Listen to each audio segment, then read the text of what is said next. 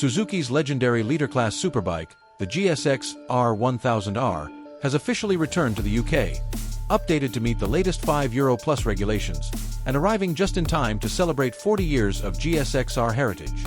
Since the very first GSX-R750 rolled off the production line back in 1985, the GSX-R family has carried the reputation of being one of the most iconic sports bike lineups in history. Now, 4 decades later, Suzuki is keeping that spirit alive with a refreshed GSX-R1000R. This latest model isn't a ground-up redesign.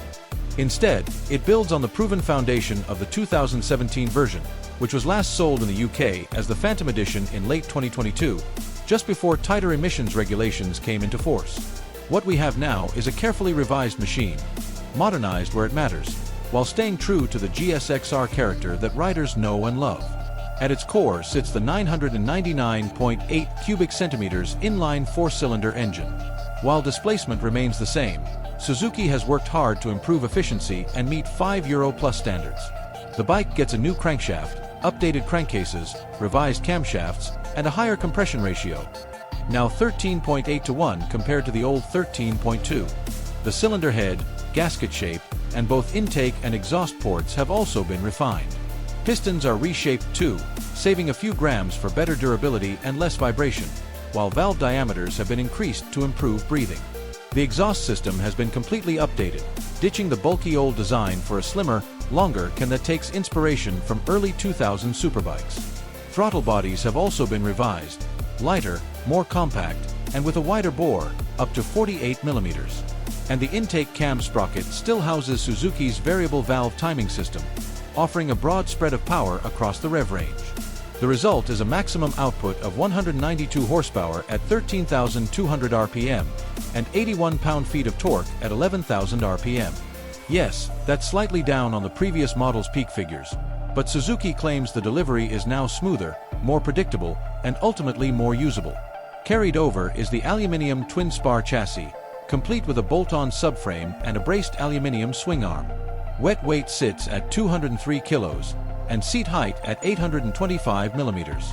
Suspension comes from Showa, with fully adjustable balance-free front forks and a monoshock at the rear, giving the GSX-R1000R the adjustability and precision you'd expect from a track-focused machine. Stopping power is handled by 4-piston Brembo calipers gripping large 320mm floating discs. Combine that with the lightweight chassis and refined suspension, and the bike promises a balanced mix of agility and stability on both road and track. One of the most noticeable updates for 2025 is the addition of aerodynamic winglets. These carbon fiber units are directly inspired by Suzuki's experimental racer that competed at the Suzuka 8 Hours endurance race. Produced in Japan, they help generate downforce to keep the front end planted at high speed, while being carefully shaped to avoid adding any heaviness to the steering. Electronics are as advanced as you'd expect, managed by a 6-axis Bosch IMU that constantly measures pitch, roll, and yaw. The system powers features like cornering ABS, traction control, 3 rider modes, an up and down quickshifter, ride-by-wire throttle, and Suzuki's Easy Start function. What it doesn't have, however, is a modern TFT display. Suzuki has chosen to stick with a simple LCD unit from the previous generation, a decision that some riders may see as old-school charm, while others may view it as a missed opportunity. What about pricing and availability? At this stage, Suzuki hasn't confirmed when the bikes will reach showrooms or how much they will cost. But given this is more of a refresh than a complete reinvention, it's likely that Suzuki will keep the GSX-R1000R competitively priced, appealing to riders who want leader bike performance without the premium price tag.